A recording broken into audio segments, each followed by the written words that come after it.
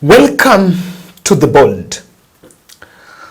Immediately, President Ruto sustained his attacks on the deputy over what he is calling tribal politics that is getting its root in the country. I have seen two reactions that really Kenyans need to pay attention to. This is the reaction from Anne Waiguru, and then also another reaction from Kithure Kindiki. I'm going to look at their reactions, but of keen interest is about this discussion, the conversation going on in this country. The narrative is now evolving to something of 41 versus 1. So I want us to look at why this, why the political crafters are coming up with that. But is it the right discussion that we should have in the country as we speak now? This is what the president said during Madaraka Day. Wakenya walipiga kura kwa sera. Hawakupiga kura kwa mtu binafsi ama kwa mambo ya personality. Wananchi walisema tuuzie sera yako. Na ndio sababu hiyo tunafuatilia kukamilisha mkataba tulipata kati yenu na sisi wakati tuliomba kura yenu. And going into the future, I want to promise the people of Kenya that we will not let you down. We will never go back to the politics of ethnicity. We will never go back to the politics of personalities. We will never go back to the politics that people are not in the center. I want to assure you that we will work hard to make sure that our politics is focused on an agenda of developing Kenya. That we are going to make sure that we deal with the challenge of corruption, wasteful spending, and unnecessary use of public resources.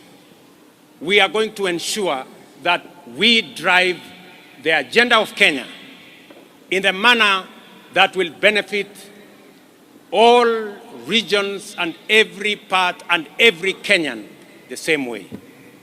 Mimi nataka niwahakikishie ndugu zangu wa Kenya, siasa ya ukabila tutazika katika kaburi la sahau. Siasa ya mambo ya wizi tutakabiliana na wale wote ambao wanatumia pesa ya umma kwa njia isiyofaa ama njia ya ufisadi. Na tutahakikisha ya kwamba tunaunganisha taifa letu la Kenya. Kila Mkenya mahali popote alipo ajivunie ya kwamba taifa hii ni taifa letu. I promise not to let you down. This administration will not let you down. We are going to work together. We are going to build a huge collaboration of all sectors so that we can transform our country and make Kenya a great, respected, prosperous country that we all love. So immediately he did that speech, I saw leaders taking snippets. And of course, it is not a coincidence that different leaders picked it. I paid attention because Kithure Kindiki has been quiet. And I think is the only cabinet secretary that have not been playing politics. All the others turned politicians. But Kithure Kindiki has been taking his cool.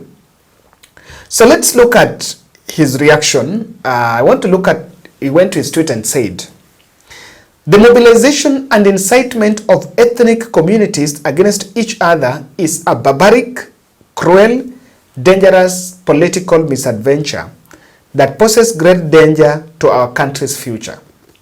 Kenya's ugly past experience with ethnically brewed violence should jolt all of us.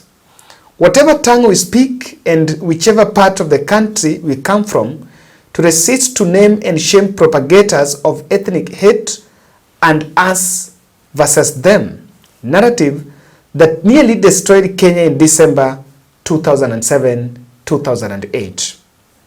Grateful to President Ruto for reminding us in his address to the nation today to eschew ethnic politics as the way of shielding ourselves from taking the slippery path of hate that has destroyed many countries. Our common survival, the unity of Kenya, and security of our homeland supersedes any other realities that we may be tempted to pursue. That is Kindiki. And remember, Kindiki is the cabinet secretary in terms of security. And is alluding to that this discussion we are having is actually inciting the country to some violence. That's what he's insinuating that to it. So that is Kindiki. And on that, he's also pushing the 2007-2008. You can see that in that tweet. I may also want you to look at Waiguru. In 2007, we were in the same situation as we are now. And as a leader from Mount Kenya, I cannot allow our people to be misled into separating themselves from the rest of Kenyans. That is why we are emphasizing that hatutaki siasa za ukabila. We want a unified nation to bring development to our people. And I think she actually, there was a video that she played. Do you realize there is similarity in those two? There is a narrative that now it's evolving to a 41 versus 1. But let me pause a bit and face the facts. I think that's the difference between analysis and just news. What caused the 2007? I think this, this trend of trying to juxtapose this and 2007 is misguided, because the truth of the matter here is Raila won 2007 general election and Mwai Kibaki camp declined to give power. That was the start of everything. That was the start of everything. That is what caused the violence. But before even right to 2007, Raila Odinga and Mwai Kibaki had fallen out. Way earlier, because of some post-election, post-2002 election agreements that were not honored. And that's what birthed Orange and I think rather the PNU, if I'm not wrong, towards the 2007 general election. So what then was happening here is, it is not true just to say because it was tribal. What caused it? Someone decided he's not going to give power. And the country was right in the mood to bring in another person. And so I want to look at this factor. The two things why this narrative being peddled. This narrative is targeting two political developments. One is the 1 man, 1 shilling, 1 vote. Number two is the Limuru 3 declarations that declared Uhuru Kenyatta as the Mount Kenya kingpin. Those are two things. It is this that is, and 1 man, 1 shilling, 1 vote is targeting Rigathi Gachagua. The other Limuru 3 declaration is targeting Kioni and Martha Karua camp. And then, after Ruto and Rigathi fallout, Rigathi retreated to Nyeri. Rigathi retreated to Kikuyu land. And has been spending more time there trying to cement his support in Kikuyu land. Now that is working. Some fellows are feeling pretty uncomfortable with that. And that is why that narrative is being peddled.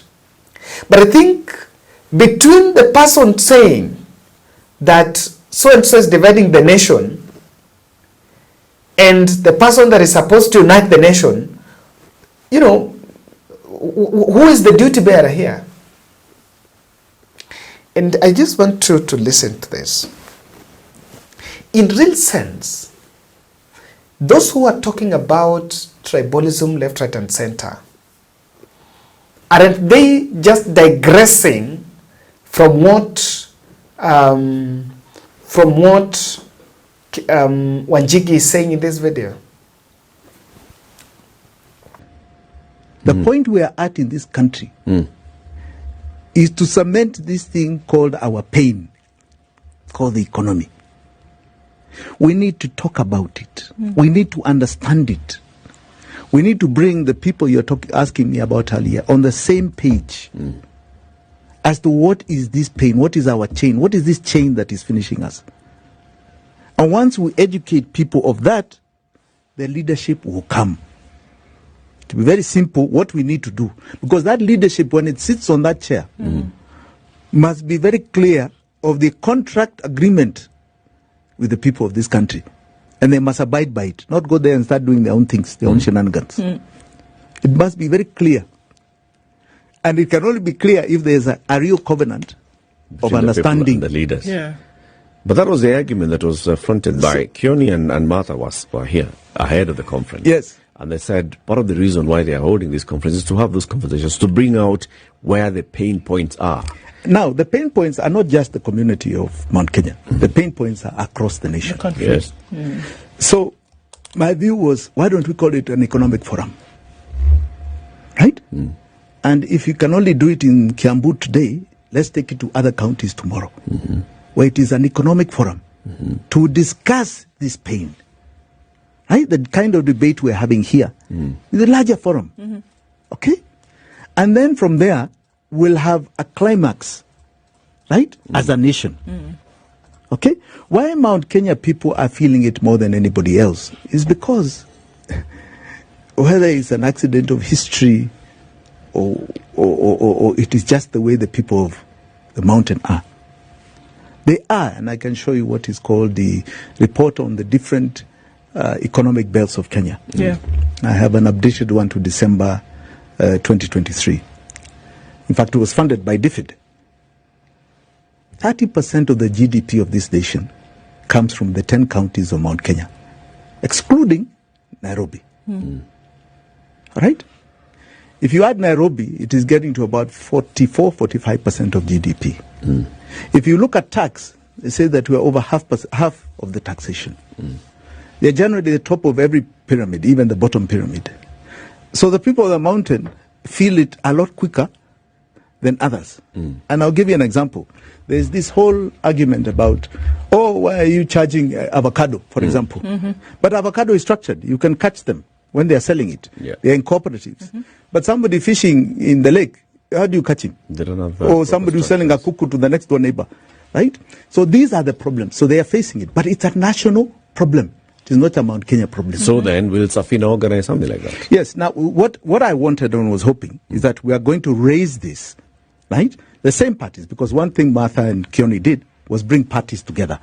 Now we need to join with other parties that are beyond the region and start talking about this economic forum. And yes, we are doing it. We are going to initiate it. We've started initiating it, and I hope that we can get everybody on board to discuss this. We'll wait for that. Yeah? Asante sana. Asante. Jimmy, always God bless. I want to hold my stand, and I think for the bold team have been insisting. It is true that Rigathi Gachagwa's stature as the deputy president should embody national unity. He should be deputy president for the Republic of Kenya. But he has decided that he's going to be a deputy president and only in Mount Kenya. He decided to take that position. But could that create tribal incitement more than failing to involve the whole country in government? What creates tribalism? Let's be honest here. What is bringing tribalism, the harm of tribalism?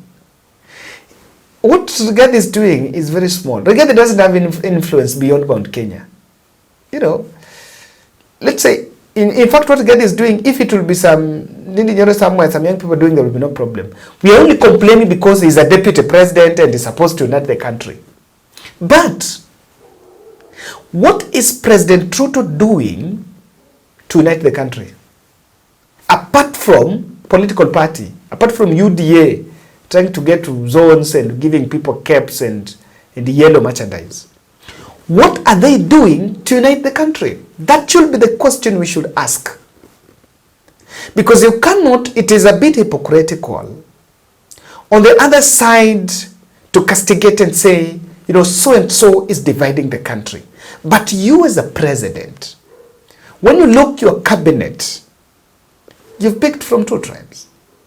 When you take head of parastatals, when you take chairmen, when you take ambassadors, when you take, in terms of employment and everything, you will understand that even the biggest problem is exclusion.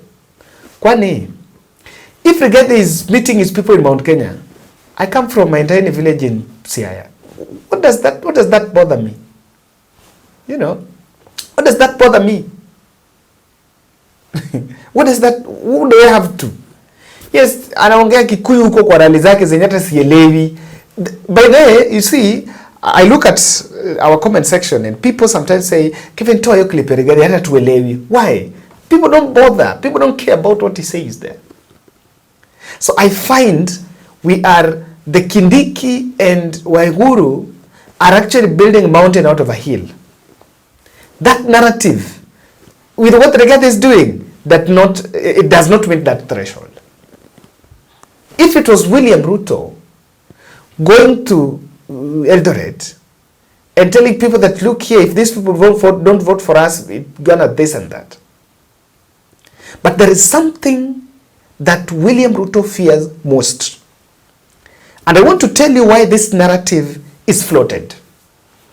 I want to tell you why this narrative is brought, this one of 41 versus 1. And why it is being brought is there is something that William Ruto fears most. And what he fears is a breakup between Kikuyu and Kalenjin. Kwani, is it a Kikuyu birthright? Is it their birthright to support President Ruto? No. They have the democratic right to say, we are not going to choose President Ruto. So this is what he fears most.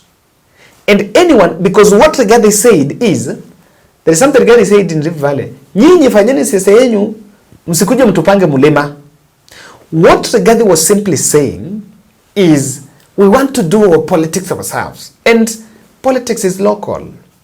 I find nothing wrong with that statement by Rigathi. There is no way Anne Waiguru can go to Siaya and go to Nyanza and start asking who is supposed to be the kingpin after Raila. You don't have that audacity. Even in Western, no one has asked any leader to, to hit so and so. Politics is local. So, what President Ruto fears most is a situation where, and it has a potential, let me tell you, it has a big potential. There's a big potential of what Rigathi is saying, telling the nation. People are listening, by the way. People are listening. And yeah, people are listening. We might shock many by people listening to what he's saying. And so, that is one of the things that is actually affecting what William Ruto fears most. And he wants to make sure he digress, whichever means. Number 2, the revenue sharing formula, the so injustice in that revenue sharing formula has traction in Mount Kenya. Why? Even Uhuru Kenyatta saw it. And I have even listened to someone who said the problem started way back in 1986. Those who were designating constituencies, they did not consider population. They were just demarcating areas.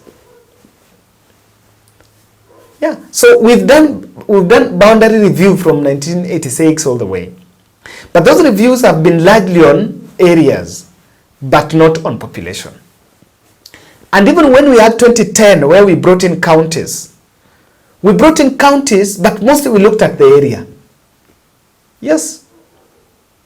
So this has been a problem. And remember, in this country, if someone is suffering, someone is going through a problem, then someone is coming, a politician comes and tells you, look here, we cannot build that hospital, we cannot build that road, or you cannot get bursary as so and so, because we are many and we are being given less.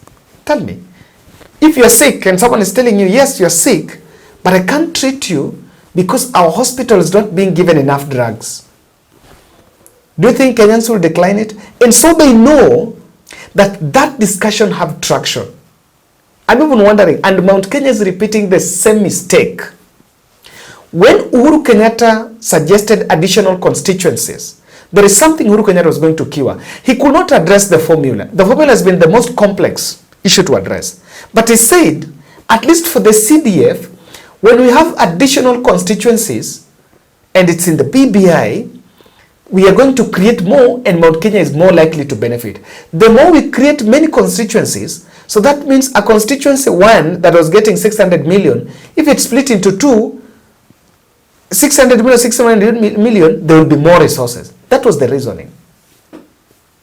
But by that time, William Ruto bought them and the churches, the clergy, and the musicians, and they were told, they were made to believe that that BBI was a fraud. So they are repeating the same mistake. I think what they would have done is they would have taken this scenario of breakup between Rigathi and Ruto and sit with Ruto down and tell him, guys, why don't you think about this? I'm a proponent on one man, one shilling, one vote in the constituency CDF. The county one is complex, but for the constituency CDF, we have to be very truthful. CDF is paying bursaries. CDF is building schools. If you are giving money, 600 million to Baringo, where the population of people who are in school are less than 1,000, and then you're also giving 600 million to my constituency in Siaya, where the population is more than 20,000, surely that can't be fair. So, the Mount Kenya is repeating the same mistake. They're still taking that path. Then the third reason why this agenda is being floated is, I think President Ruto's handlers want to convince, to hoodwink, manipulate the country to believe that if I lose Kikuyu tribe, then all the other 41 will be for Ruto. So there will be 41 against us. Forget about it. We are looking at policies. We look at the scorecard. It is time the country will interrogate what has been done, who is the person, and from there. So there is no guarantee. He can lose Kikuyu and lose Luo and lose Luya and lose where. He can lose. But the country is being whipped. And they're being told, if Kikuyu is rebelling, you guys should stick with Ruto. Where's the guarantee? Who cares who is your friend? No one cares. What we care is, are you able to lower the cost of living? Are you able to address Wanjiku's problems? So all that, the other thing is a decoy. Then the third undertaking of this narrative is, oh, sorry, I think my notes slipped a bit. The other thing is, Rigathi will be branded as a security threat, and that is how you are seeing Kindiki reacting. The reaction by Kindiki is supposed to send a signal. What do you expect next? They will start suppressing those meetings. And I can tell you, they say the president might even make orders and try to think, oh, no, what? You know, we don't want to put the country in a tribal mode, so we don't want violence. We don't want to go back to 2007. And it's part of branding Rigathi and any other person that is going that into, and there is as a national threat. And let me tell you, the truth of the matter here is that it is not only in Mount Kenya. In Wachanata na Mount Kenya, Western, that Tawe movement by Natembeya is simply speaking tribal stuff. You guys should listen to what Natembeya is saying. Natembeya is talking about how Luyas have never been to president, how Luyas have never been to the highest rank in the military. I don't know highest rank where. They've never been, I don't know which cabinets, they've never been, I don't know, to treasury. So if there is someone speaking tribalism, then that person is Natembeya. You know, if that person, look at what's happening, even in Ruto's backyard. There is a big fight between Oscar Sudi and Cherargei. Because, and Oscar Sudi speaking Kalenjin in those events, because he was told he's I don't know he's a Nandian. I don't know he's saying someone is a Nandian. President is, I don't know, is a Tugen and someone is a Nandian. So and there is a Kipsigis. So there is something to be created, and there is a scare. We've been paying, want to brand Rigathi, and they will actually suppress political activity. Lastly, Waiguru and Rigathi, Waiguru and Kindiki are candidates of Ruto's running mate in 2027. That is the long and short of it. So they're taking advantage of this to push it. But the country must be very careful. I want to put this disclaimer. The country must be very careful not to be hoodwinked by this, because the truth of the matter, we must question finance bill. I said in this month of June we will go there. I think from Monday we'll look at that. So the country will change guard depending on what worked, what didn't work, what was promised and it was not delivered, and what is the other person promising. That should be the ground. All these others, I can even tell you, are proxies. Who knows that probably even Ruto and Rigathi are winking Kenyans, but at night they are laughing, just reading your tweets and your comments in these videos. But in a sense, they know what they're doing. So the country must be alert on what exactly they pick for 2027. Thank you.